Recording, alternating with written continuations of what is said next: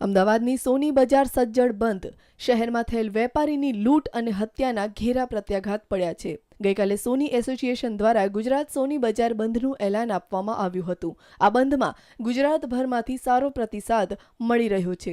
તમામ સોની ભાઈઓએ પોતાની દુકાનો બંધ રાખીને આવા હિચકારા હુમલાને વખોડી કાઢ્યો હતો। સોની તેમજ આગળિયા પેઢી પર વારંવાર લૂંટ અને હુમલા સામે રક્ષણની માંગ કરવામાં આવી હતી। ગઈકાલે પણ અમને ક્રાઇમ બ્રાન્ચના ઓફિસર સાહેબના ફોન આવ્યા હતા। એમણે મારી સાથે મિટિંગ કરી છે। અમારા જે પ્રશ્નો હતા એને વાચા આપવાની કોશિશ કરી છે અને આજથી જે લોકો એનો અમલ ચાલુ કરે છે। અમારી સાથે બેંકમાં પૈસા ભરવા માટે પોલીસ પ્રોટેક્શન જે જોઈએ એ સામેથી એ લોકો આપશે।